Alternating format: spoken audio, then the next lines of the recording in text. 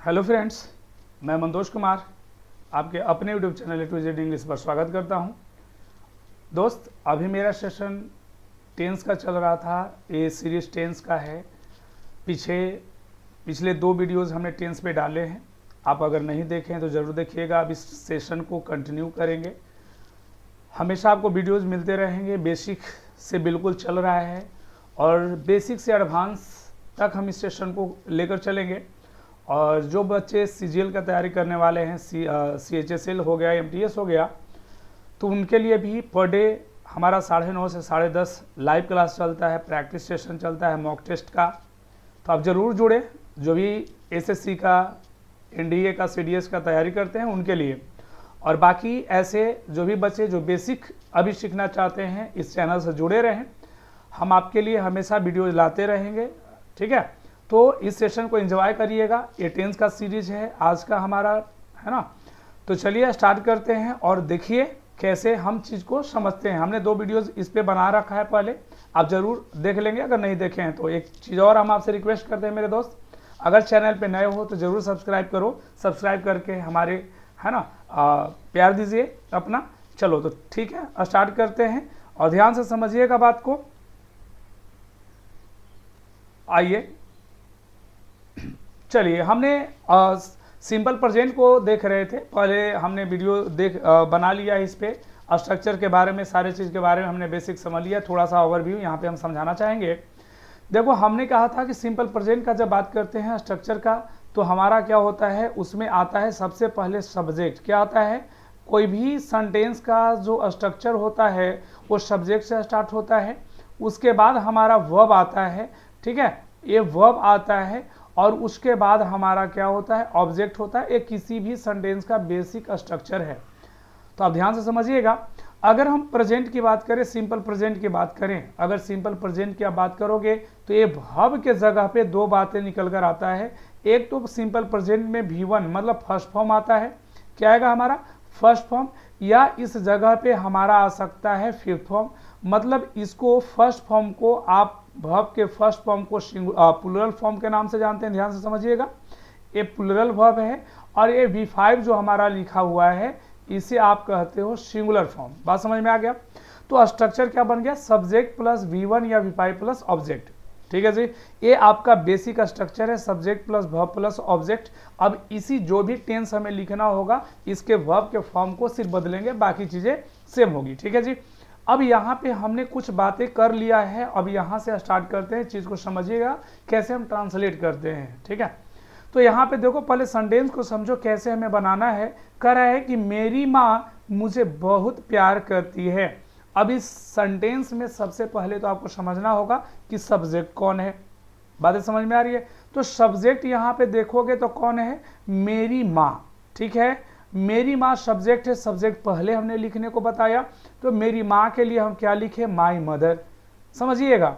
अब कह रहा है कि वर्ब, आगे हमें वर्ब लिखना है। वर्ब, अब एक बात और सीख लीजिएगा कि ये जो फर्स्ट फॉर्म होता है ये प्लूरल वर्ब है, प्लूरल सब्जेक्ट के साथ लिखना है। और ये फिफ्थ फॉर्म जो होता है सिंगुलर वर्ब है, सिंगुलर सब्जेक्ट के साथ लिखना है। अब सिंगुलर सब्जेक्ट और प्लूरल सब्जेक्ट कौन कौन होते हैं, प्लीज़ इसके पहले हमने वीडियो बनाया है, आप ज़रूर जाकर देख लेंगे। ठीक है, सारा चीज़ क्लियर हो जाएगा। तो यहाँ पे माई मदर जो है एक नाम है और ये सिंगुलर सब्जेक्ट है। इसके साथ हम सिंगुलर वर्ब लिखेंगे। तो याद रखना ये था हमने आपको बताया था कि जब वर्ब के साथ, मतलब अगर बात करें इसमें कि फर्स्ट फॉर्म के साथ अगर आप एस और ईएस जोड़ देते हैं तो वो बन जाता है V5, मतलब बन जाता है सिंगुलर। चीज़ को समझते चलिएगा। जैसे हमारा प्ले है, प्ले को आप नाम दोगे V1, ये फर्स्ट फॉर्म है। जैसे ही मेरे भैया इसमें आप एस जोड़ देते हो, प्लेज, ये बन जाता है सिंगुलर। मतलब हमने ओवरऑल क्या सीखा कि जब वर्ब में एस और एस जुड़ता है तो सिंगुलर बन जाते हैं। समझ में आ रहा ना। तो ये बात को याद रखिएगा। वेयर एस, जब नाउन में आप जोड़ते हो एस और एस तो प्लूरल बनता है। फॉर एग्जांपल बॉय एक नाउन है, सिंगुलर है, लेकिन जैसे ही आप बॉयज कहोगे, बॉयज प्लूरल हो जाएगा। बात समझ में आ रहा है। हम हर एक बात को समझाते चलेंगे, बस आप ध्यान से सुनते चलो। ठीक है, एंजॉय करिए सेशन को। अब आगे की बात कहा कि वर्ब लाना है, वर्ब मुझे सब्जेक्ट के अकॉर्डिंग लिखना है, सिंगुलर सब्जेक्ट है, सिंगुलर वर्ब। तो हमने कहा प्यार करना का इंग्लिश क्या होता है, लव, है ना। तो लव का सिंगुलर फॉर्म क्या होगा, जब वर्ब में एस लगाओगे तो सिंगुलर बनेगा, तो ये बन जाएगा लव्स। यहां तक समझ में आ गया, माई मदर लव्स। अब किसको प्यार करने की जब बात हो रही है, ऑब्जेक्ट यहाँ पे कौन है, ऑब्जेक्ट है मुझे, समझ में आ रहा है, प्यार तो मुझे कर रही है, तो हम क्या लिखेंगे, मुझे का मी, माई मदर लव्स मी। अब कह रहा है कि कितना प्यार करती है, बहुत, समझ में आ रहा है। तो बहुत के लिए हम क्या लिखते हैं, वेरी मच, सो मच। ये जो हमारा है वेरी मच, इसको कहते हैं हम एडवर्ब। ये बात को बाद में हम समझाएंगे, आपको अच्छे से सीखेंगे, अभी हमारा बेसिक है तो ध्यान दीजिएगा। कह रहा है कि my mother loves me very much, so much. Clear है यहां तक पॉइंट। आगे बढ़ते हैं, कह रहा है मैं तुम्हें अच्छी तरह जानता हूं। हमने इसके पहले 15 तक एग्जाम्पल्स हमने कर लिया था, इसलिए हम आज 16 से स्टार्ट किए हैं। ऐसा ना समझना कि 16 से स्टार्ट हो रहा है, इसके पहले हम बार बार रिपीट कर रहे हैं, वीडियो को जरूर देख लें, बेहतर समझ में आएगा। कह रहा है मैं तुम्हें अच्छी तरह जानता हूं। पहले तो यहाँ पे सीखना यह है कि मैं, सब्जेक्ट कौन है, मैं। तो मैं का इंग्लिश क्या होता है, क्या बात है, आपने कहा सर आई होता है, हमने आई लिखा, ठीक है। आगे की बात हो रहा है जानना, जानने के लिए आप बोलते हो नो, जानने के लिए नो। अब याद रखना आई एक सिंगुलर सब्जेक्ट होता है, लेकिन अपने साथ वर्ब जो लेता है वो प्लूरल लेता है। दो टेंस में आई अपने साथ सिंगुलर लेता है, वो सारा चीजें हमने पहले करके आए हैं, वो देख लेना। आई सिंपल प्रेजेंट कॉन्टिन्यूअस में एम लेता है अपने साथ, पास्ट कॉन्टिन्यूअस में वाज लेता है, जो कि दोनों सिंगुलर है। आई एम बोलते हैं, आई वाज बोलते हैं। बाकी टेंसेस की अगर बात करें तो आई के साथ प्लूरल लिया जाएगा, प्लूरल लेता है, ठीक है। तो आई के साथ हम नो लगाएंगे, V1 है, फर्स्ट फॉर्म है, आई नो। अब बातें आगे सीखो कि बात ऑब्जेक्ट कौन है इसमें। तो कह रहा है कि जानता हूं, तो किसको जानता हूं भैया, आपको। अरे हाँ हाँ आप ही को बोल रहे हैं, मैं आपको जानता हूं। कहो सर कैसे आप जानते हैं, बिल्कुल बेटा आप तो मेरे दिल में हो। चलो देखो यहाँ पे हमने कहा तुम्हें, तुम्हें का क्या होता है, यू, बोलो हाँ यू, आई नो यू, मैं आपको जानता हूं। अब कैसे जानता हूं भाई मेरे, बोलो सर अच्छी तरह से, बिल्कुल मैं आपको अच्छी तरह से जानता हूं। तो यहाँ पे बोलिएगा वेरी वेल। वेरी वेल भी क्या है, कहो ना, अरे एडवर्ब है, जो वर्ब को क्वालिफाई करता है उसे हम एडवर्ब कहते हैं। ये सारी बात हम आगे पढ़ाएंगे, अभी तो हमारा स्टार्ट हुआ है, ठीक है जी। ध्यान से बस बने रहना है। सेशन अच्छा लगे तो जरूर लाइक करना है मेरे दोस्त, शेयर भी कर दो, दोस्तों तक पहुंचाओ, जुड़े रहे। अब आगे कह रहा है कि मेरा भाई 8 बजे घर वापस आता है। पॉइंट समझिएगा, मेरा भाई, सब्जेक्ट यहाँ कौन, मेरा भाई। मेरा भाई का इंग्लिश क्या होगा, माई ब्रदर। सब्जेक्ट पहले तो पकड़ना है, किसी भी पॉइंट में सब्जेक्ट ढूंढ लो, मेरा भाई, ठीक है, माई ब्रदर। अब आना वर्ब है, आपका क्या आना है भैया, वापस आना। वापस आने के लिए इंग्लिश होता है रिटर्न। बोलते ना कि कल तक मैं आपका ना पैसा वापस कर दूंगा, वापस, है ना, रिटर्न करूंगा। अब माई ब्रदर हुआ सिंगुलर, किसी एक पर्सन की बात आप कर रहे हो, सिंगुलर हुआ। सिंगुलर हुआ तो बोलना होगा माई ब्रदर रिटर्न्स। कहाँ आने की बात हो रहा है, ऑब्जेक्ट कौन है, ऑब्जेक्ट ढूंढो ना। कह रहा है सर घर, घर आने की बात हो रहा है, हम बोलेंगे रिटर्न्स होम। अब यहाँ पे टाइम दिया हुआ है कितने बजे, ये भी एक एडवर्ब ही है, इसको एडवर्ब ऑफ टाइम बोलते हैं मेरे दोस्त। हम हमेशा एडवर्ब ऑफ टाइम को, ये सब जो भी बोल रहे हो ना, उसको बाद में रखते हैं। ये जो दिखता है लास्ट में आपको एडवर्ब आता है, ठीक है। तो यहाँ पे कह रहा है होम कितने बजे, कह रहा है कि 8 बजे, तो बोलेंगे 8 o'clock। अब कहो सर यहाँ एट क्या कर रहा है, तो याद रखना ये बातें हम प्रीपोजिशन में करते हैं कि डिफिनिट समय बताने के लिए एट का यूज किया जाता है। डिफिनिट समय बताने के लिए एट का यूज करते हैं, समझ में आ रहा है। जैसे अगर मैं बोलूं कि I will go to market dash 4 o'clock, मैं मार्केट जाऊंगा, कितने बजे जाऊंगा, 4 बजे। वहां पे बोलना है ऑन 4 o'clock, बिल्कुल ना जी ना, आप क्या कहोगे, एट 4 o'clock। डिफिनिट टाइम है, डिफिनिट समय है। क्लियर, समझ में आ रहा है ना पॉइंट, हर एक पॉइंट को समझते चलो, ठीक है। हाँ आगे मजा आने वाला है। तो हमने कहा एट 8 o'clock, क्लियर है यहाँ तक। आगे कह रहा है कि मैं मम्मी के घर के कामों में सहायता करती हूँ। अब यहाँ देखो तो इस सेंटेंस में मैं, अब आई आया है तो कोई लड़के के लिए आया है कि किसी लड़की के लिए आया है, सोचो। अब यहाँ सेंटेंस बताएगा करती हूँ। एक चीज हमने बताया था कि सिंपल प्रेजेंट में ये आपका रूल ऑफ नोइंग है, पहचानने का नियम है कि जिस हिंदी वाक्य के अंत में ता है, ती है, ते है लगा रहता है ना, उसे हम सिंपल प्रेजेंट में बनाते हैं। यहाँ देख लो ती है सब में लगा हुआ है ना, प्यार करती है, जानता हूँ, ता हूँ, आता है, ता है, समझ में आ रहा है ना। तो यहाँ पे करती हूँ मतलब ये कोई हुआ लड़की, तो इसके लिए भी तो आ ही लगाएंगे, आई। अब यहाँ पे कह रहा है सहायता करना, सहायता मतलब हेल्प, तो हेल्प लिखेंगे, आई हेल्प किसको भैया, है ना, कह रहा है मम्मी के घर के कामों में, तो मम्मी को क्या बोलेंगे, मैं अपनी mummy, my mother, I help my mother, कहाँ भैया, कह रहा है इन हाउस होल्ड वर्क्स, घर के कामों में। समझ में आ रहा है पॉइंट। आगे कह रहा है कि मेरे पापा मुझे डांटते हैं, मेरे पापा मुझे डांटते हैं। अब मेरे पापा का इंग्लिश क्या होता है, माई फादर। ध्यान दो सब्जेक्ट कौन आया, माई फादर के बाद डांटना का इंग्लिश क्या होता है, तो आप बोलो सर स्कोल्ड्स होता है ना, सॉरी आप बोलेंगे सिर्फ स्कोल्ड होता है। स्कोल्ड का मतलब डांटना होता है, चाइल्ड का मतलब भी डांटना होता है, रिप्रीमेंड का मतलब भी डांटना होता है, एडमोनिश का भी मतलब डांटना होता है, रिप्रूफ का भी मतलब डांटना होता है। प्यारे अभी हम बेसिक पढ़ा रहे हैं, अभी एडवांस में हम नहीं करेंगे, है ना। चलो थोड़ा थोड़ा अभी बात को हम समझते चलेंगे। हाँ फिर से एक बार रिपीट करना चाहेंगे, जो भी बच्चे सीजीएल की तैयारी करते हैं, एसएससी बैंक का तैयारी करते हैं, 9:30 से 10:30 आप लाइव पर डे जुड़िए, ठीक है। हाँ per day A to Z English पे आप सर्च करिए, A to Z इंग्लिश को, आप ऐसे चैनल पे ही हो, है ना, इसको सब्सक्राइब कर लेना है और डेली जुड़ना है। अगर जो बच्चे आपके मतलब जानकार में होगा कि ये बच्चे सीजीएल की तैयारी करते हैं, उन तक इस सेशन को पहुंचा देना, वो जुड़ेगा, है ना, बहुत कुछ उस पर सीखने को मिलेगा। तो यहाँ पे देखो डांटने के लिए हमने स्कोल्ड बोला। अब माय फादर जो लिखा हुआ है सिंगुलर सब्जेक्ट है जी, तो सिंगुलर सब्जेक्ट है तो हम सिंगुलर वर्ब लिखेंगे कि ना लिखेंगे, तो बोलो ना सर स्कोल्ड्स होगा, क्योंकि वर्ब में से लगाते हैं तो सिंगुलर बनता है। अब बात किसको हुआ है जी, डांटा किसको गया है, मुझे, हम ऑब्जेक्ट हुए, हम बोलेंगे मी। क्लियर है पॉइंट। चलो जी आगे करा, वे लोग आपकी इज्जत करते हैं, बहुत बढ़िया, है ना, आपको भी सबकी इज्जत करनी चाहिए, है ना, हम सबको एक दूसरे की इज्जत करनी चाहिए, बहुत, आप लोग इंसान नहीं देवता हैं। चलिए समझिएगा बात को।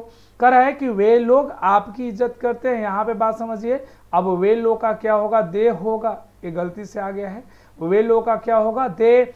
अब इज्जत करना का क्या होता है मेरे भैया, रिस्पेक्ट, रिस्पेक्ट, दे, वे लोग प्लुरल है, हम रिस्पेक्ट बोलेंगे। फर्स्ट फॉर्म है, आगे किसकी हो रही है भैया, आपकी, है ना, आपकी, अरे हाँ हाँ बिल्कुल आपकी, तो यू, तो हम बोलेंगे they respect you.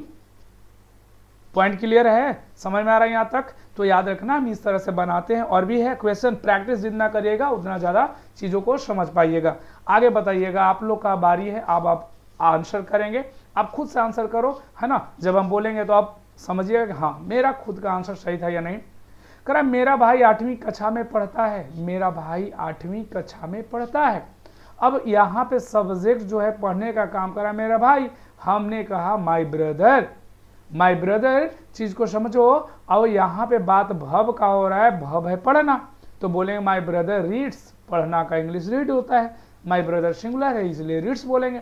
My brother reads कहाँ पढ़ता है भैया, 8वीं कक्षा में, तो मे का इंग्लिश इन क्लास 8, ये हो गया आपका आंसर। क्लियर है ना। हाँ चलिए अब कह रहा है कि मेरी पत्नी सुबह देर से उठती है। अब बताओ किसकी पत्नी, मेरी पत्नी, हम क्या लिखेंगे, माई वाइफ, ठीक है, सब्जेक्ट बन गया। अब उठना का इंग्लिश क्या होता है, गेट अप या वेकअप भी बोल सकते हो, गेट अप बोलो या वेकअप बोलो, दोनों बातें एक ही है भैया।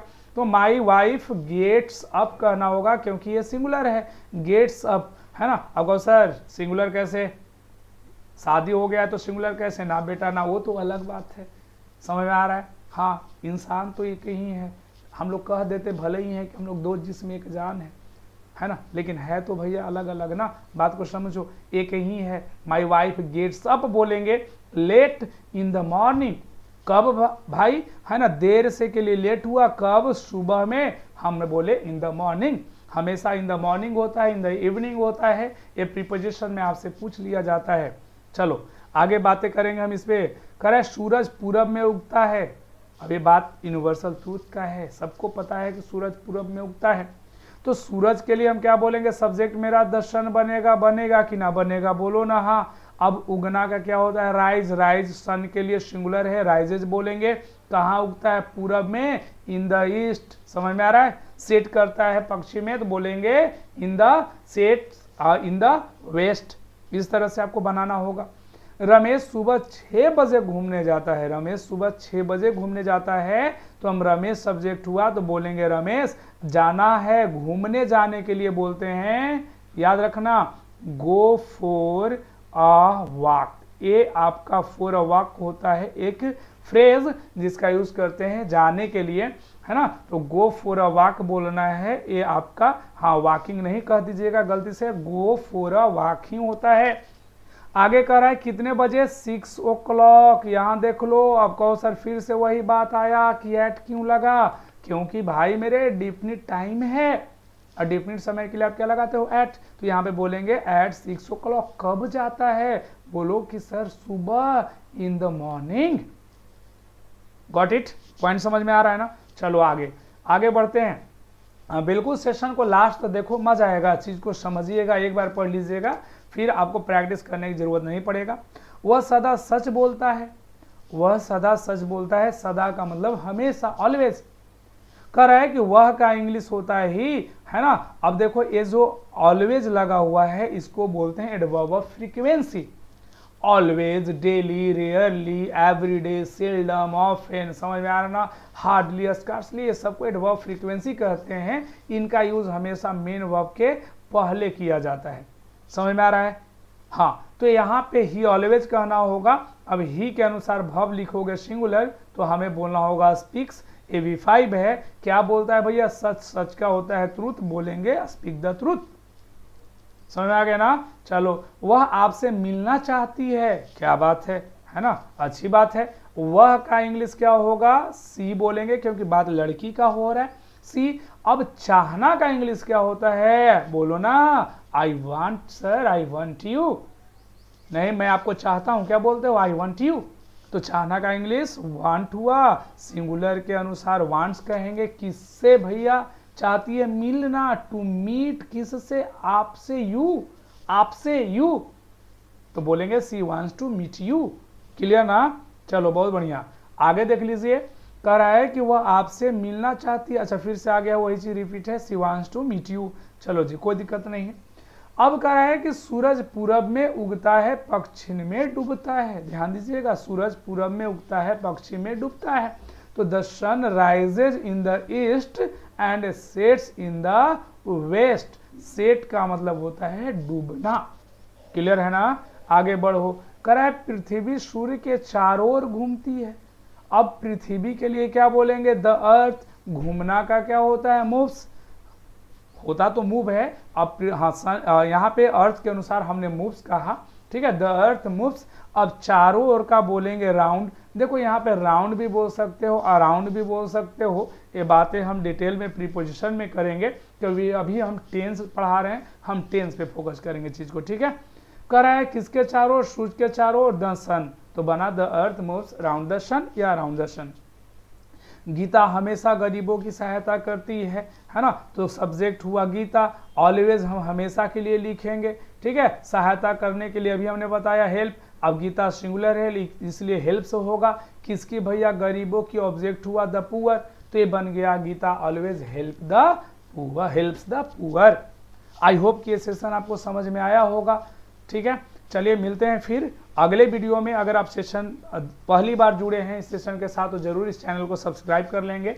अगर कोई भी चीज़ आपको समझ में नहीं आए, या आपको इस चीज़ पे वीडियो बनाना जरूरी है सर, आप इस पे बना देते तो हमारे लिए बेहतर होता। जरूर आप कमेंट करके मुझे बताएंगे, सारा चीज़ को हम फुलफिल करेंगे, ठीक है। फिर मिलते हैं नेक्स्ट वीडियो में। Thank you so much for watching.